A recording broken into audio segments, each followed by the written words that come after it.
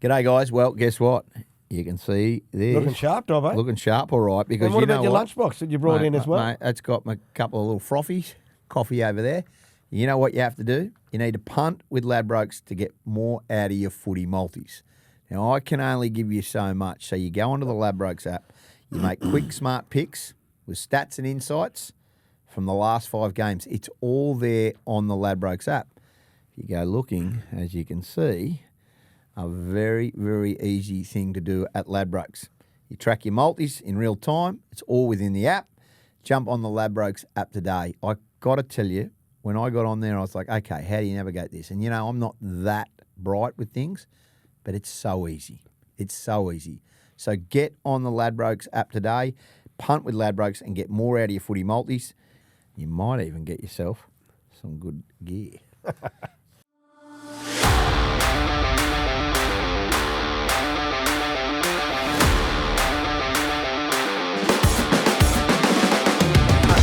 Righto, ladies and gentlemen of the Inside Ball podcast, we have got, well, probably the most winningest player in the history of rugby league. Certainly 3 premierships at 3 different clubs, wonderful career as a player, and then, of course, he went on to bigger and better things post-career. Please welcome to the Inside Ball podcast, Glenn Lazarus. How are you, big fella? I'm really good, mate. And yourself? Yeah, I'm excellent, thanks, mate. Gee, you decked out in some good kit there, mate. What do you got? A Raiders beanie? Well, mate, it's I've been very spoilt this year. All 3 teams that I played for are in the semi-finals. Yes. And it's about 10 degrees here in Canberra. Raining, cats and dogs, and it will be for the next 48 hours or so. Right. So you're rugged up. I thought I can't. My allegiance is with 3 clubs. I don't want to be biased towards any of them. So Right. I got the Raiders beanie, the Broncos scarf, and a T-shirt the Melbourne Storm had made up a couple of years ago. So that's the 99 grand final memory, 99, yeah, that's the 99 one. So look at Right. that. Hey. Beautiful, mate. Now, listen, I'm just going to quickly run through your numbers on your career, and then we'll get into your career and what a great career it was too. So we'll be here for days talking about it. Right, 5-time premiership winner, 89, 90, 92, 93 and 99. You played 5 grand finals in a row, Glenn? Yeah, I did. Yeah, I lost 91. Raiders were beaten by Penrith. Yeah, and so everyone talks about this great Penrith team. Well, you've already done that. You've already played 5 in a row. Yeah. Yeah, I was very lucky, mate. I went from a really good club in Canberra to just as good a one with yourself involved, 92-3. Righto, so 254 first grade games, 92 for the Raiders, 118 for the Broncos, 44 for the Melbourne Storm, 19 Origin games. I'm not sure of those 19 games how many you actually lost. You wouldn't have lost too many because I was in a lot of those beaten Queensland teams. 21 tests for Australia. And, of course, you're an NRL Hall of Fame inductee. That happened, when did that happen, in 2009? Yeah, something like that. Yeah. I don't know, mate. Right, widely considered to be the world's best ever front rower, which I agree with. Yeah. Your winning stats, you won 70% of your games, Laz. Did you know that? I think I did. I think I've heard that stat before. I think Cameron Smith's probably, there's a few of those Melbourne Storm through that era that probably got better stats than what I do, but I'm pretty happy with 70%. Oh, I never got that much at school, so that's pretty good going, Laz. The only player in the history of the game, as I mentioned earlier, to win grand finals with 3 separate clubs, but also their first premiership as well. So that will never be repeated. No, well, that's when I occasionally reflect. It's what I'm really pleased about. It was their first because I got to, come back to Canberra. We came back to Brisbane, and we obviously came back at Melbourne to see the fans and how much they appreciated it and how much they partied on. It was just wonderful. So I'm really, really pleased that I was able to take part in that. Righto. Now, and you can answer this as honestly as you like. Do you know when you're going to win a premiership? Do you know when your team is going to win one? Are you that? No. No. Well, Canberra, the first one in '89, we finished 4th. Balmain, South Sydney won the minor premiership. Balmain was really top-notch side. We were never spoken about when it came to winning grand finals. But as I said in the past, what's the one thing that was made all three clubs successful? And it was just having the right people in the right jobs, doing their jobs to the best of their ability. And when we all work hard, you tend to achieve things. And there was no innuendo or rumours going around the club about people signing somewhere else, or that was just heads down, bums up, and look, I always knew when I went to the Broncos that we would win premierships there, but I wasn't. I was hoping I could win it in '92 because I felt as though I was under a lot of pressure coming to the Broncos in '92. Well, you were. And it happened twice. It happened in '93 as well. So very happy. Righto. So are you still a fan of the game now? You still watch the game, obviously. You got all your kit on there. I love rugby league. I've always loved it. I played rugby league at the age of 5 and played nil basically every year through till when I retired in '99. I'm really disappointed with the game in regards to the way it's officiated, the way it's handled, why they are reffing the game and the bunker. I just don't. Not a fan of the bunker? Do them the game any favours. Unfortunately, and I've actually said this about other codes, but unfortunately today in our code, rugby league, games are won quite often on what a referee decides to do or the bunker decides to do, not who the best team actually is. Right. Which is really, really upsetting for me and a lot of people. I mean, I speak to a lot of people about footy. And of course, they're all of the same opinion. There's just no common sense when a decision is being made. And we saw that with Nico Hines.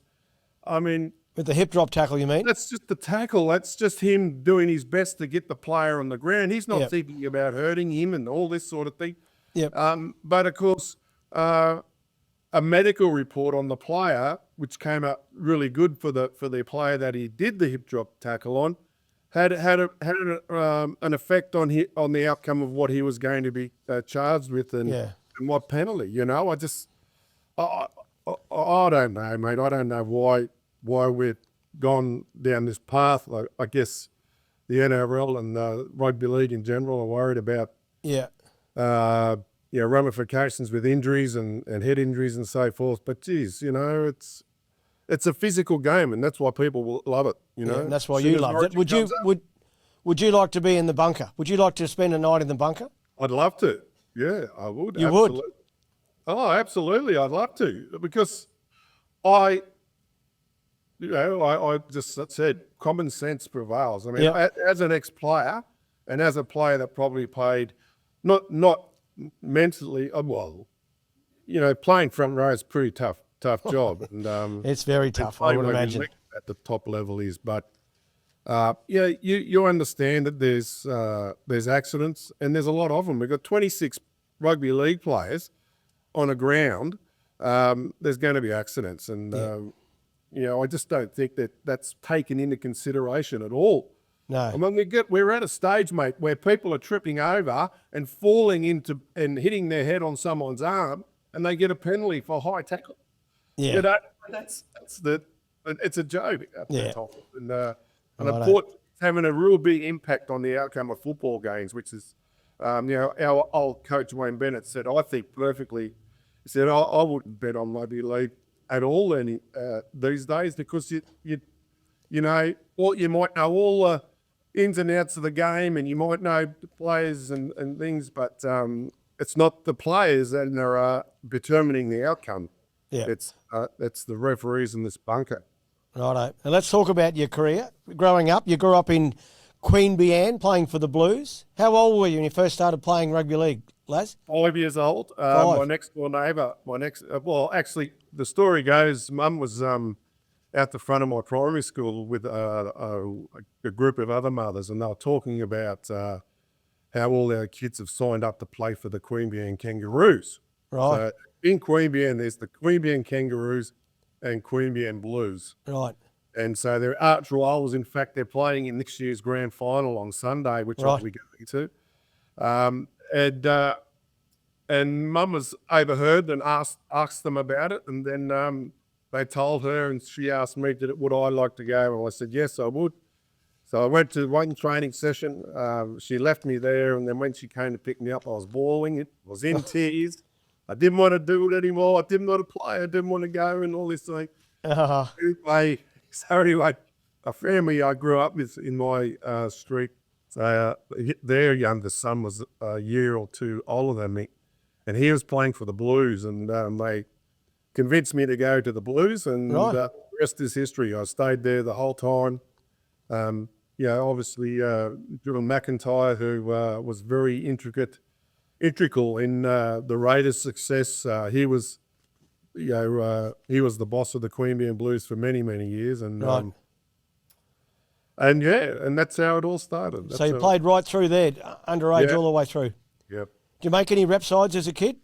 I think about under eights, I made a rep side. I can very vaguely remember running around with an Australian type jersey on. Other than that, no, I was. What about under 18s, Queensland, New South Wales? No, schoolboys? I did some schoolboy stuff. Some schoolboy stuff back in '83 for ACT schools. We played Queensland and the New South Wales colleges and things like that. But anyway. I'm a late bloomer, Kevin. You were a late bloomer, weren't you? Now, how'd you end up at the Raiders then? If you couldn't play, who spotted you and put confidence into you that you could play? Who was that person? Well, I've got a lot of people to thank for my... just to get you started, though. Like who? Okay, so in 1985, I played first grade for the Blues as a front rower. How old were you? 18 or something, were you? I was 19 years old. 19. And so I played that year, and I got a letter in the mail saying that there was a trial game for the President's Cup Raiders team, which was an under 21s 21s team. And so I trialled for that, and the coach, wonderful man, you might know him, Kerry, Mickey Doyle. Yes, I know Mickey Doyle. His name was. He's a lovely bloke. Helped me out tremendously, gave me a lot of encouragement in my early days, and I got in the team. Right. And we played in 96. So in 96, I played 6 rounds of President's Cup, and then there was a final, and we got in the grand final to play in front of the Origin game, the famous Origin game. Remember the game? It was raining. Yeah, and, Greg Dowling dropout. I think it was The Greg Dowling dropout? That's right. Yeah. That's exactly right. Right. Yes. And we were playing, I forget who we were playing. Anyway, the day before I decided to take my dog for a walk, and I busted my ankle walking up the bush, so I couldn't play. But after that game, John McIntyre came in the dressing rooms and said a few things, and then said, look, we're going to grade 8 of you and up into the 23s. Because in those days it was 23s, reserve grade and first grade, and I was one of them. So I started going to the physio at the Raiders for a while, and I managed in '86 to play not full games, maybe 2 or 3 games of under 23s, and that was really it. So '86 was, and I just assumed that I was going to head back to the Blues and play with them and all that sort of thing. Anyway, I got a phone call from John McIntyre, and great JR. He's flying out for something like $1,000 or and we all had to pay for our own gear. If you had a club tracksuit or whatever, we had to pay for it out of that and all that sort of thing. So I owed them money by the end of the year. So that's where it started. And that's when we first met in '87, the next year at the Raiders. Wayne Bennett. Do you remember your first encounter with Wayne Bennett and Don Furner? They were the co-coaches. Like, Don was the Australian coach. Yeah. Well, Don, I knew Don for a long time because he used to coach the Queensland Blues first grade side. And he'd had obviously some success, and his sons were they played for the Blues as well. So I knew the Furner family pretty well.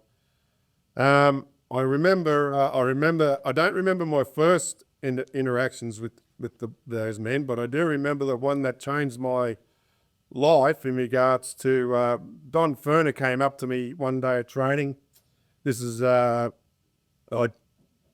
hadn't sort of started. This would have been in '87. Grabbed me by the by my spare tyre around my waist and jiggled it and said, "Mate, you're going to have to start thinking about playing front row. We haven't got as many as what we need.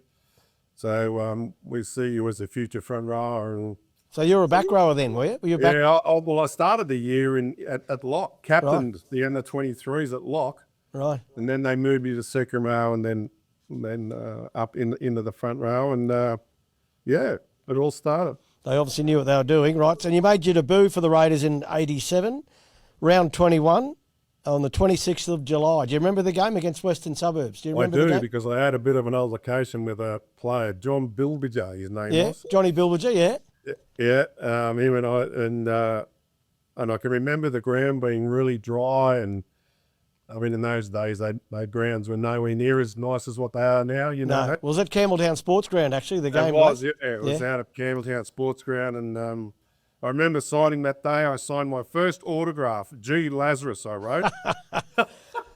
How good. Look, it was just a whole new world to me, you know. And then Wayne obviously had me in the squad for what was to come, the grand final. Grand final things squad, like yeah. that. So that was a good year for me. And your breakout year was '88, wasn't it? When you really burst onto the scene. Yeah, look, '88 was interesting because Tim Sheens came to the club then, and there's a story that I have verified with Tim, but he won't tell me all the facts. But when he came to the club, he got a roster list, and he felt that we were top heavy with front rowers. Right. And he asked the coaches of the lower grades and the trainers and things, who were they, who could they afford to let go? And someone said me. So wow. my head was on the chopping block, which I didn't realise. So our first trial game was Parramatta. Yep. At Seaford Ale, and Brent Todd broke his arm. Right. And so I think that's what saved me. Wow. They touted me as being a fairly lazy trainer and things like that, which I probably was. But he broke his arm, and the Raiders had also signed Brian Batiste from the Bulldogs. Him and Sam Bacco, God rest his soul. They were the starting front rowers for the first 2 weeks in '88, and by round 3, home game versus South Sydney, I started my first game. Beautiful stuff, mate. Well, you went from there to '89, right? '88, you played in the Prime Minister's 13 against Great Britain. You remember that game? Yeah, I do. I scored a try. I can nearly remember every game I scored a try in because I didn't score all that many, but yeah, I scored there. I ruined with Gavin Miller. It was just, it was eye-opening stuff for me. I didn't really, expect any of that, but I'm fairly certain Mal had something to say about it because he was coming back from his broken arms and just needed to play footy, and he was captain of that team. Right. I think he might have had a bit of influence. I don't know, but that was a wonderful experience, and we made the semis. Were knocked out by Balmain in '88, but and Tim Sheens always thought that was the year, the best opportunity we would have had to win a grand final was '88. He believed the team at the club was stronger in '88 than it was in '89. Of course, we all know about '89. Sam Bacco and Peter Jackson went back to the Broncos. Yeah. Now '89 comes along. You make your Origin debut. What do you remember about your Origin debut? Do you remember anything special? I debuted from the bench. Yep. So I do remember how mad Queenslanders were. This is the old Lane Park. Was that at Lane Park, was it? Yeah. Game 1? Usually you guys waste a lot of beer. Amazing. But it was just, I didn't know what I had got myself into. and all I can remember was just how fast it was. I was totally buggered within minutes of playing. Yeah. I think being a reserve is worse, because at least, you start the game, you get your second wind and say, well, as soon as you're sitting on the bench, the next minute you're running 1,000 miles an hour trying to keep up with everyone else. So that was really, really tough. And but of course, I loved it.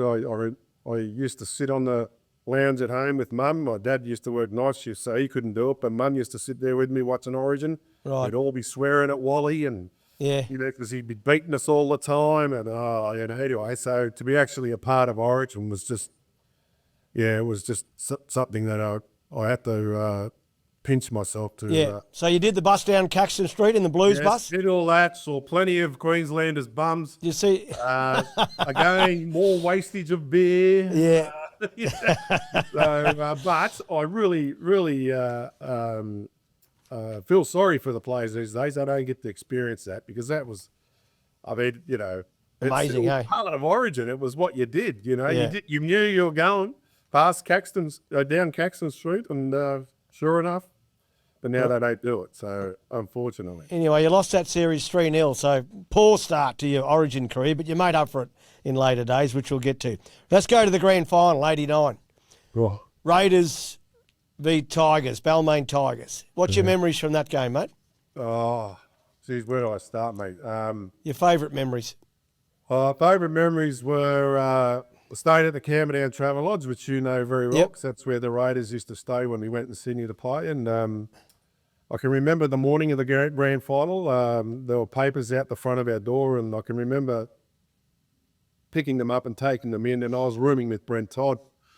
And all we read was how Balmain were going to win by through their forward pack, because they were so superior to ours, and What was Steve Roach, Paul Sirenen, yeah, Kerry Hemsley, all these blokes, Wayne Pearce. yeah, Bruce Maguire, Yep. Wayne Pearce, Benny Elias, Yep. and it was a wonderful forward pack. And I can remember looking at Toddy, I could just see literally smoke coming out his ears. It was actually for him and I mean, I felt, as though, geez, maybe, starting to think about whether I was good enough, to compete with, Blocker and Steve Edmed and Kerry Hensley and these sorts of blokes. But Zero. it certainly was something that we got ourselves, ready for. And then, of course, when we got to the game and things, but of course, the moments were the fact that at half time we're down, I think 12-2 or something like that, and or 12-0 or 14-0 or something. Yeah. And we hadn't been playing all that bad. We were going okay, Yeah. And of course they scored an intercept try. Toddy decided to offload his one and only football for the day and got intercepted. And then, of course, the bounce of the ball jumped into Ciro's hands, and off he went down the field, and they scored tries. So at half time, we were disappointed, but we were up because we were played well, Anyway, So I can remember, Mal getting quiet. He must have sensed that there was some players that were, feeling sorry for themselves or whatever, and he got all upset about it, saying, we're clearly playing just as well as them. We just, need to continue what we're doing. And so we went out and slowly but surely crawled our way back. There's some incidents there where Mickey Neal... The ankle tap from Mel. Yeah, and luckily your brother Stephen was there to jump on him, or he'd have got up and scored. Yep. Of course, there's the famous field goal attempt by Benny Elias that hit the crossbar. But we crawled our way back, of course, and then Chicka scored, and Mal kicked the goal to level it up. And by that stage, we were playing a lot better than what they were. We had the momentum. We were certainly up. I think they were a bit just a bit feeling sorry for themselves that they'd let such a good lead go and so forth. But anyway, the siren went 80 minutes.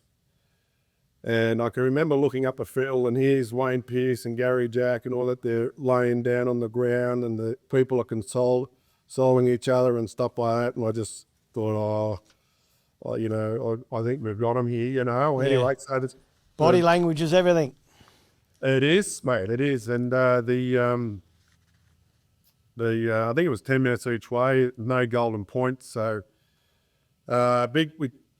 Sticky puts a big kick downfield, and Gary Jack drops it. So we get a scrum 10 metres out, and Chrissy O'Sullivan, being Chrissy O'Sullivan, calls out Angel. Yeah, field goal. We're all saying, no, we're going to, we want to try and score a try.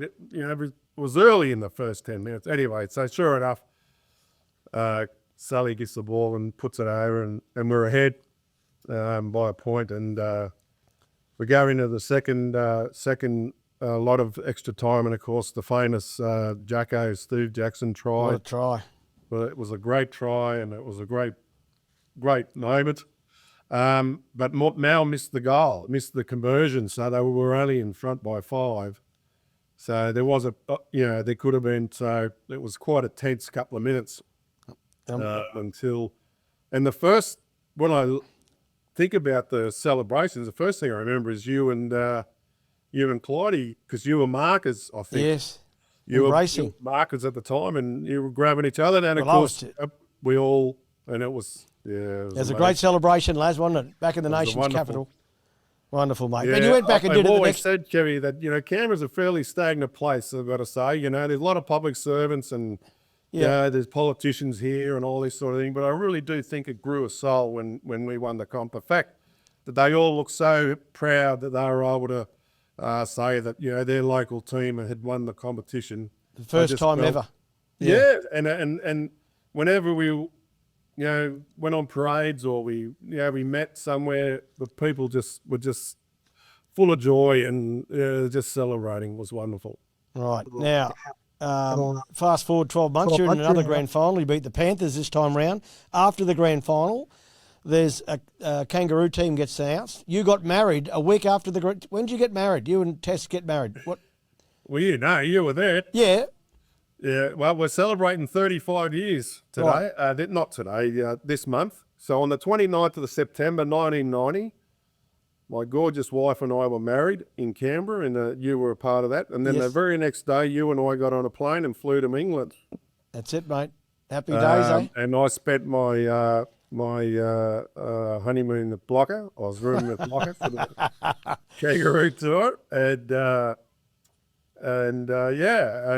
was a wonderful time. I mean, 1990 was a great year. It was a great year for the Graders, and it was a great year being chosen to go on one of those Kangaroo tours. It was they're something I'll never forget. Those tours, they were great.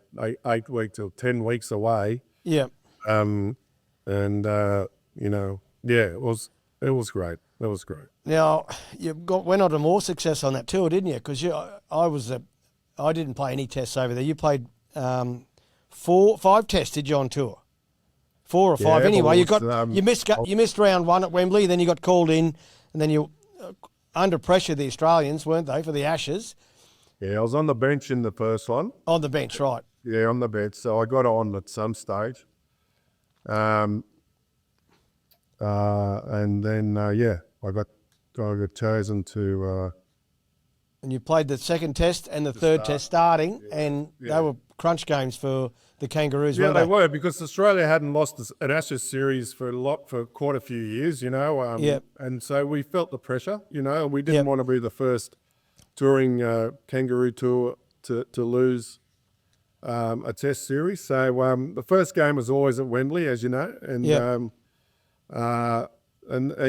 Pommies just outplayed us in the first game. The second game was at Old Trafford in where the Manchester United play. And the day or the week before that, I got a really bad head injury. Luckily, on that tour, we had Johnny Lewis, famous boxing trainer.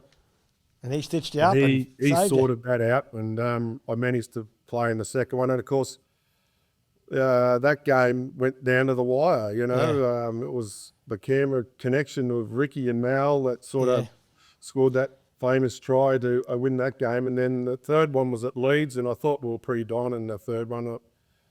Whilst we didn't do it easy, we certainly did it a little bit more comfortable than the previous two games. So, so we won the series, which was great. And then, of course, we had two tests in France, which we won fairly easily, Quite which was comfortably great. there, Because, definitely. we weren't our healthy selves. No, but you must France. have been quite healthy. You were named the player's player of the Kangaroo Tour. So great job for you. That was something that came out of the blue. It was wonderful. It was anyway, so good. Righto. Then we're moving forward still. So you're winning everything at the moment, right? Another grand final in 91. The Panthers, you lose that one. But then something happens with the Raiders. They got salary cap problems, don't they? And you...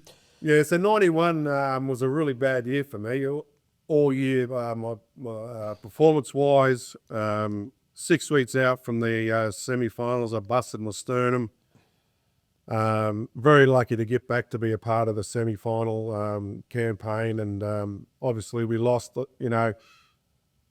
Penrith were a really, really good side and deserved the win, I think. So losing a grand final wasn't great. And then not long after the grand final, they announced that we'd been found to be over the salary cap. Yep. So all contracts were null and void and needed to be renegotiated. Right. And look, I don't know what. So the Raiders went about. Obviously, there's a lot of there was a lot of superstars in the team or the club, and rightly so. They needed to try and tie up Laurie, Daly, and Ricky Stewart, Bradley Clyde, and Ricky Stewart, Mal Meninga, Gary, Steve Walters, throw all those guys. So I don't know. I talked to John McIntyre about it. He advised the guy that was doing negotiations to get hold of me as quick as possible, because I think he heard a whisper that I'd been speaking to the Broncos. Tim Sheen's brother actually saw me at the Brisbane airport, and they put two and two together. But I can remember in Canberra, my wife was working the public service, was in a really good job and starting to climb the ladder. I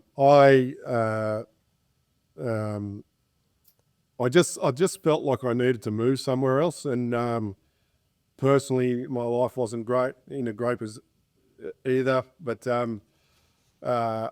meeting you obviously that 70 years ago, and meeting Mick Hancock and Alf Johnsy, Chris Johns on the Kangaroo tour. And of course I'm only in my mid-20s, and I want to win more grand finals, and I want to represent Australia more and New South Wales. So I thought Queensland and Brisbane was a really good fit for me. And oh yeah, big fella, music to my ears. Yeah, so I met John Rebo and Wayne Bennett at what was the on. You met him at the airport, didn't you? Or where'd you meet him? But anyway, we met up. Wayne was a bit worried about that. He was worried about my weight, because I had put on a bit of weight with the sternum injury and so forth. But right. Anyway, so went back to Canberra and spoke to my wife Tess, and she was more than happy to support me, and so out of the blue I got chosen, as you did, on a tour to PNG for a couple of weeks. PNG, what a great tour. What a great tour. And so the Canberra players had to fly to Sydney and then get on a plane and fly to Brisbane, pick you guys up, and then we'd go to PNG. So whilst I was on the plane from Canberra to Sydney, I decided I was going to go to the Broncos. So I rang the guy that was negotiating helping me with the contracts. So he rang Rebo. And by the time I got to Brisbane Airport, I was ushered by some Qantas staff into this room somewhere, and there was Rubes sitting there with the contracts on the table, and I signed them. So the only bad thing about that is that now I have to tell all my Canberra teammates, and of course I'd have to ring Tim Sheen. So I did all that over a period of a couple of days.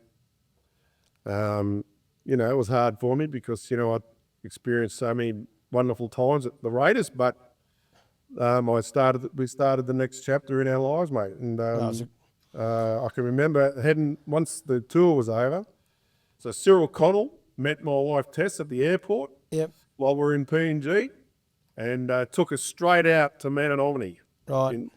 Took us straight out there because most of the boys are out there. You and I think Alfie was out there, yep. Alf was there, and Gene Miles lived out there, Wendell Saylor. Yeah, that's it. So we found a house, and we got back, moved to Brisbane, went to my first Broncos official sort of gathering, and I'd never done so many interviews in all my life. I spent 5 years playing in first grade at Canberra, and I would have done half a dozen interviews in those 5 years. I did twice, so at least twice that on the first day. So I realised it straight away that this is You're under pressure, the big fella. Well, things haven't changed much up here, Lazo, I can tell you, right? But what a season 92 was. It was obviously, you're probably one of the biggest, if not the biggest, signings by the Broncos in history, let alone back in 92 were you the biggest signing. You and Trevor Gilmeister came into the club. Gilly was in 91, you came in 92, and the Broncos just skyrocketed on the back of your two work. As well, a lot of good work by a lot of people, but you were obviously a major signing. So in 92, you won the Origin Series for New South Wales. Well, 92, we nearly won the Sevens tournament. That's right. 92, we won the pre-season. We made the final of the Sevens against Wigan. Yeah, Martin Fire card us. He scored 4 tries, Martin. Yeah. Then we won. I think we won the pre-season challenge. The final of the KB, not KB Cup, but whatever, the pre-season Tui's challenge, and then the grand final. The Broncos were in that. We'll talk about that in a minute. Yeah. Then you went to Wembley and played for Australia in the World Cup final. You won that, and then you went to Wigan to play in the World Club Challenge for the Broncos against Wigan. And you won that too. Yeah, and there was a test series against Great Britain in Australia, and we won that series. Oh, that's right, as well. And did you mention the Origin series? Yeah, yes, I did, Glenn. Yes, I did. So what's your memories of the grand final for Brisbane? Was it different to the Raiders, or you've just been there that many times? Yeah, look, I think, and along with the Storm too. You know, when I went into the Broncos grand final and the Storm one, I was virtually the only player that had played in a grand final. So I sort of felt a bit responsible, to try and give the guys some idea on how to, what to expect. But you just can't do it. It's something you have to experience yourself, as you know, mate. Yep. And everyone prepares differently. I think the week leading up to grand finals is chaos, particularly for sides out of Sydney. Yeah. Because in those days we had bloody grand final breakfasts and things like that, and of course the training becomes a carnival. Becomes a carnival atmospheric stuff. But as I experienced all year and felt all year, there was a lot more pressure on me and the club to win, purely because of the amount of supporters we had, look,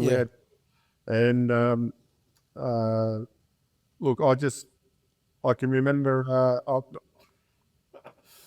praying to God, they may let you win this one, and I'll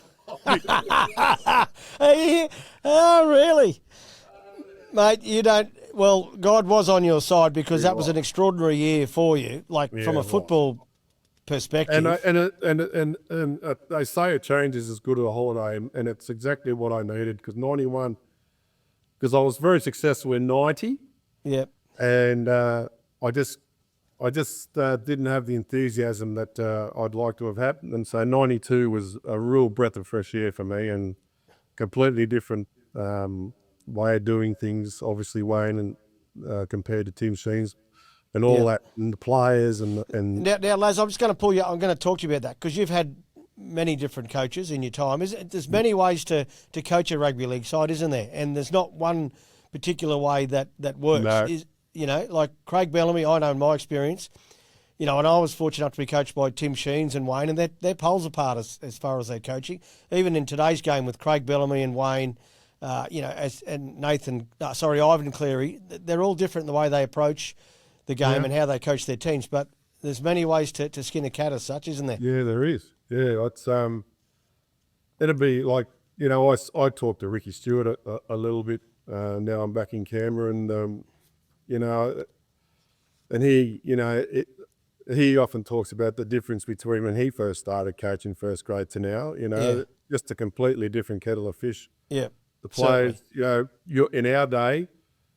We were shown things on blackboards. Now it's all on computers and all vision. And in some cases, they don't need to be shown. Anyway. Yes, they're I don't like, we were old school. We were sort of the last of the old school, I think.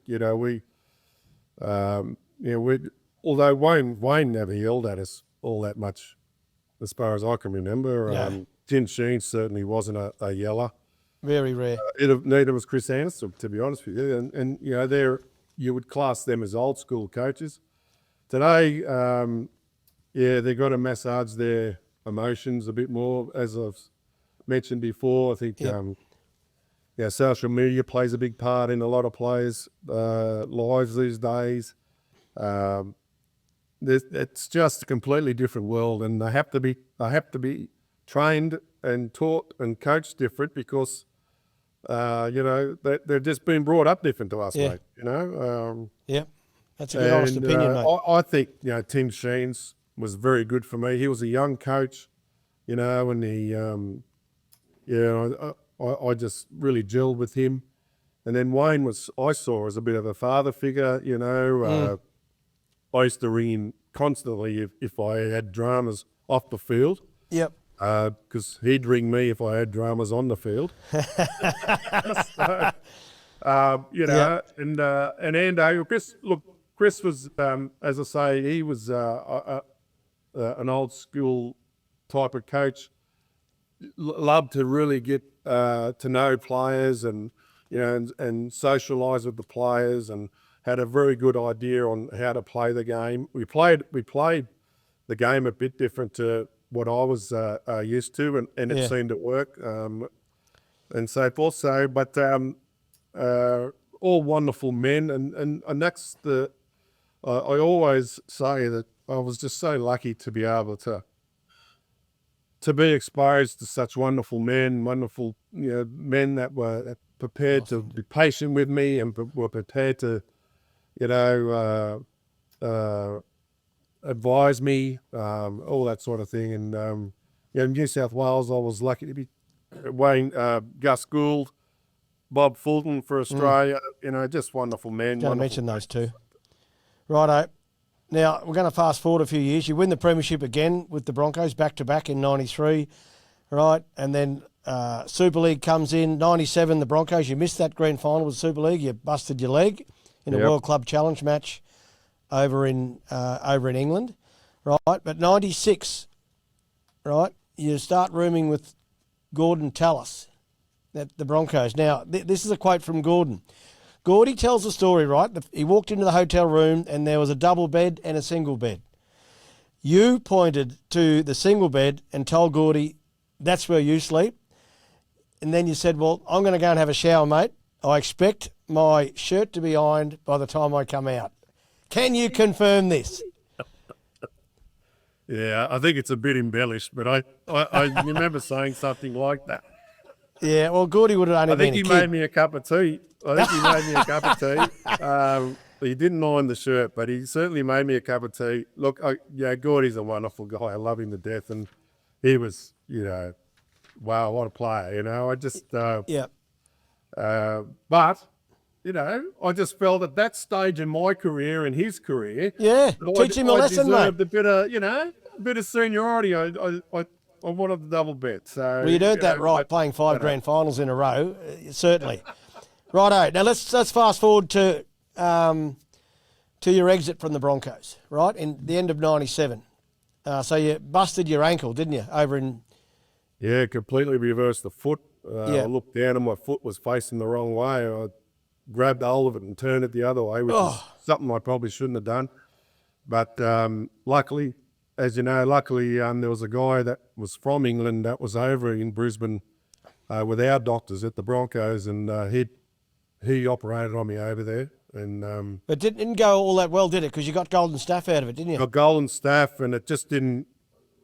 The ankle just didn't align, so we had to do it again. So what they re-broke it and well, I removed the screws and then realigned it and then put more screws in. So it was. I mean, it was touch and go whether I was ever going to play again, mate. You know, I don't want to sound dramatic, but that's exactly how I felt. So, you know, the Bronx had a really good year that year. We're beating everybody, whoever they come against, they were beating, and obviously made it. Was that hard, Laz? Sitting on the sideline watching? Terrible. Look, there's a reason why we play team games, because we love achieving things with other men and friends and people that we respect and love, and when that's taken away from you, you know, and you can't train or play with your teammate, you feel like you're letting everybody down. Yeah. And so you just want to hide, you know. I mean, I really struggled through that 97, end of that 97 year. I wasn't able to, you know, play in the grand final. I wasn't, you know, the World Cup Challenge final. I wasn't able to do any of that. You guys were off winning everything, and I felt really alone. And what the biggest feeling was I was letting you down. The fact that I had no say in what happened to my ankle, but the fact that I wasn't there, you know, it wasn't a good feeling. But anyway, so So Chris Johns, as you know, was given a role at the Melbourne Storm, the new franchise. And I can remember very vividly, he came into, I forget where we were, there was a few of us there, and he said, I've just got the football manager's job at the Storm or something like that. And I said, come down with you, Johnsy, you know, blah, blah, blah. And it sort of just snowballed from there. He sidled me and said, you're serious about that? I said, yeah, I'll have a look at it soon. Anyway, so I was coming to the end of my career. I had a year to go on my contract at Brisbane. 98 I was signed for. And I knew the time was near, the end was near. And I thought if I could get a contract for 99, that'd see me out, that'd do me, you know. Yeah. And so I hobbled over to Wayne's place because I lived very close to Wayne Bennett.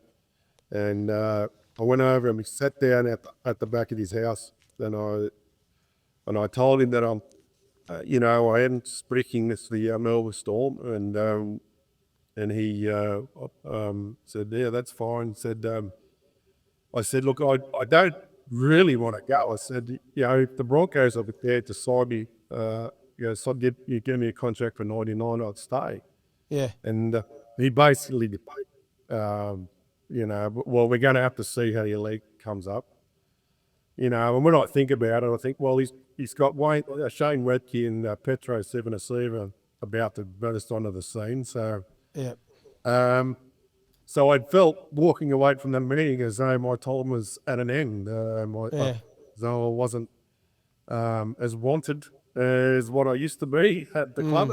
You know, that's fine. I understand it all completely. So I remember driving along the Western Freeway, and I rang Tess, my wife. I said, I think I'm going to sign with the Storm, and so I rang Wayne straight away.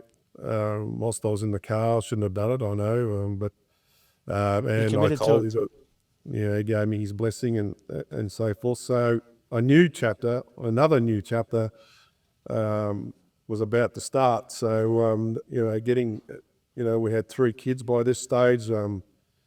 Getting them down to Melbourne, and I think it was late November that the Storm wanted us all down there at the end of the 1997 Season. year. So it was quite a quick process, and the next minute I find myself at another club. I hadn't played with not one player that was there had I ever played with. Yeah, it was a new thing for me and all the other players. Well, you were the captain of the club too, weren't you, Laz? Yeah, and that was something they offered that to me when I met with Reeves and Chris Anderson in Brisbane, and I was really happy about that because I had Dean Lance, Malcolm Ingard at Canberra, and obviously Alf for the bulk of my Broncos, wonderful leaders, and it was something I thought I'd like to do, and and so when they offered me that, I got really excited, but it was a world of unknown. I mean, a rugby league franchise starting up in AFL territory was crazy. Was unbelievable, and I've always said the story just hasn't been told enough and hasn't been told properly about how a group of men from all over Australia just came together, had all different ideas on how to play footy, had all different ideas on how to win a football game. Yeah. Came together, and within 2 years, won the competition. Achieved a miracle. And I get goosebumps. I'm almost starting to cry thinking of it because it's just something that just hasn't been spoken enough about.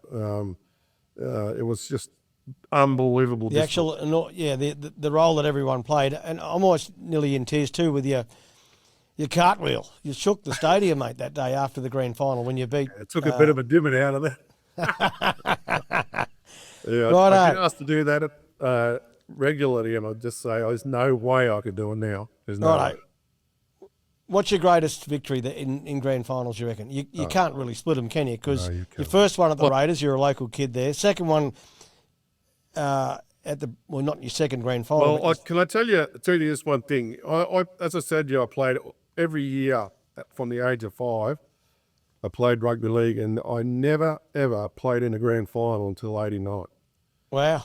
So that's a good message out there for all the kids. First up grand final, mate, wasn't it? So yep, certainly. And your last one at the Storm as captain. So what a way for you to finish. Have you got a favourite stadium around the world, Laz?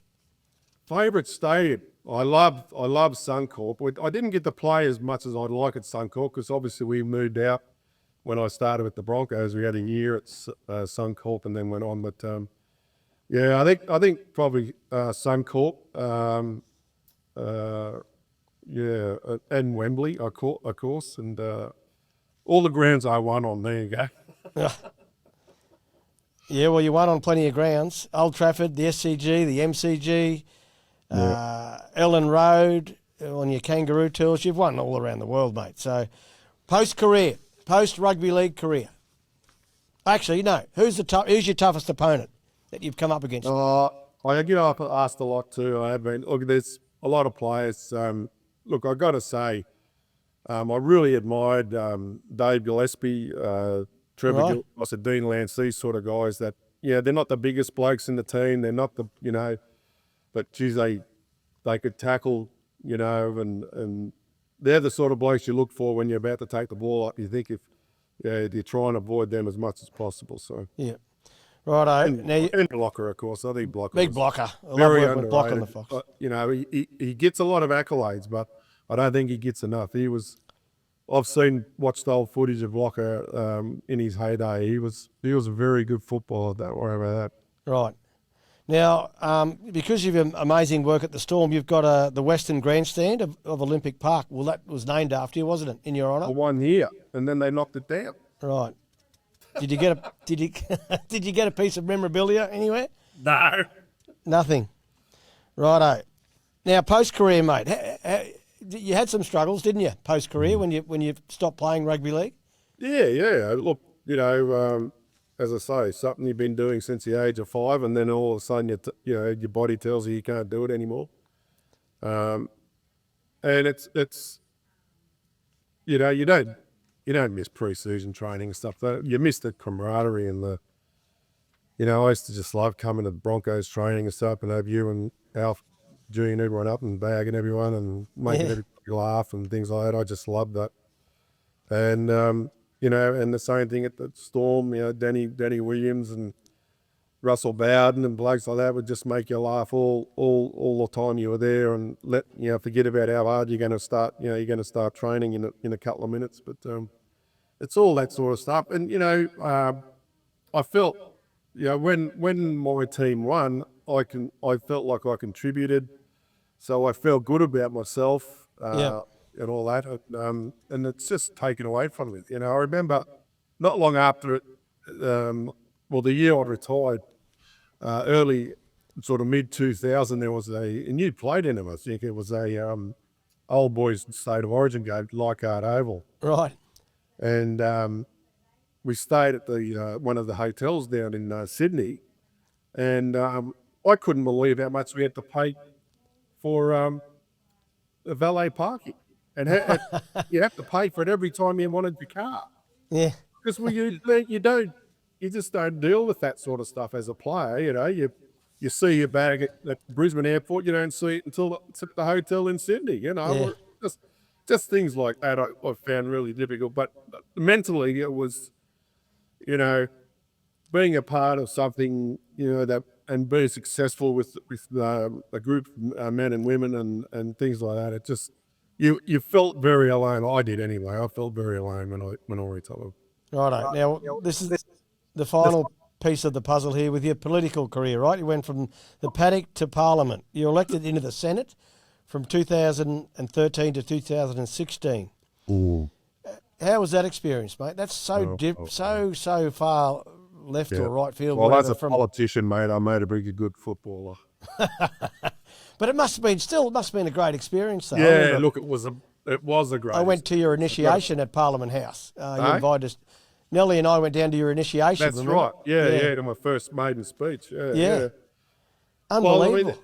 Well, the irony of it all, mate, is that when I played and lived in Canberra, I nearly drove past Parliament House every day. It was just it was this big building on a hill, and you knew it was there. You blame them for the way the country is at the moment, and of course you're not. Earning enough money, and you're paying too much bloody tax and all that sort of stuff. Yeah. But I was sitting in my car at Brisbane in the city, down near City Rowers. It was nearly where City Rowers used to be. I know a lot of people may not know what City Rowers was, but it was a nightclub in Brisbane. Anyway, I was waiting for my wife. She'd had to run in some documents, and I got a phone call from Ron Coote, the famous Ron Coote, the immortal, the latest immortal. And he said, listen, I'm at a function up here in North Queensland. He said, there's this bloke here named Clive Palmer. He's talking to us all about how he's starting up this new political party, Palmer United. And he asked me, he said, any ex-footballers you think would go all right at politics? And he said, I mentioned you. And I said, why would you mention that? He said, I don't know. I just think, you talk well, you present well. That's what I said. Oh, geez. He said, do you mind if I give Clyde your number? No, I said, no, not at all. And so within 5 minutes, Clyde's on the phone and telling me about we had 5 core policies that we were going into the election with, and he wanted to meet up. So him and his wife and myself and my wife met at a restaurant there in Brisbane, and we just spoke about it. And again, with blessing and with some encouragement from my gorgeous wife, I said, yeah, I'd do it, So I became the head of the Senate in the Palmer United Party. Well, I did when I got elected. Well, you got elected in, mate, I never felt like I was at any hope in hell. I mean, everyone's going to remember me playing in a sky blue jersey on a Wednesday night against Queensland, and think, oh, I'm not voting for that bastard, Yeah. But in the end, it worked out. Great experience for you, mate. It was a wonderful experience, and it was, certainly out of my comfort zone by a long way, you know. And of course, Palmer United ended up with the balance of power in the Senate, which is very, very crucial. Yeah. And so everyone attacked us from everywhere, the media, the other parties, and that, which is typical of politics. So I got some very quick lessons on how to deal with the media in a lot of ways. But Yeah, look, and then a little while into it, I let Palmy Night and went out on my own, and I really enjoyed it then. I got to say, because I could do and say, What you felt. what I That's right. felt, and and what I supported and what I didn't and stuff. And I was disappointed when I didn't get re-elected. It just didn't happen. So I didn't get. Then of course, my career in politics was cut short because of Malcolm Turnbull calling a double dissolution election. Means that everybody's got to go up again for election, and of course I didn't get in. But look, I don't regret it. I think about it, and every now and again I break out in sweat because some of the things I experienced was very uncomfortable. I was, as I say, I was taken out of my comfort zone well and truly as a politician. Righto, Laz. Well, I'm going to finish it up here, but there's one thing you need to be reminded of, is that when you, wherever you went, you always won. Whether it was the Raiders, the Broncos, the Melbourne Storm, politics, you did some great things with your political career while you're there for 3 years. You made some big change in there as well. And just to look at you now, you look happy, you look healthy. What a career. It's just amazing what you've achieved in your life. Not only on the footy field, off the field as well. You've got a beautiful family and things are moving nicely for you post footy career. So well done to you. We've known we've known each other for nearly 40 years, Laz? Oh. 40 years, mate. Unbelievable, mate. Unbelievable. It's crazy. It's just, where does it go? And I tell you, the 25 years since I retired, I got no idea where that went. No idea. No. It's just amazing how time does go faster when you get older. I mean, I turned 60 years old in December this year, and it's having an effect on me, I've got to tell you, because, 60 sounds old. So, you know why it sounds old? Because it is, because I'm only 58. Get that up, you Lazo! Thanks for joining us, big fella. We love you. There he is, the winner, Glenn Lazarus. That's how, Dobbo calls Billy, what's he called, Billy? The difference. I call Lazo the winner. Good on you, mate. Thanks for joining us. Thank you. The wine's on the way, big fella. The wine is on the way. Thanks, Laz. Love you, mate. Pleasure. See you later. See you, mate. Thank you. Bye, mate. Right. Chances are you're about to lose. For free and confidential support, call the number on the screen or visit the website.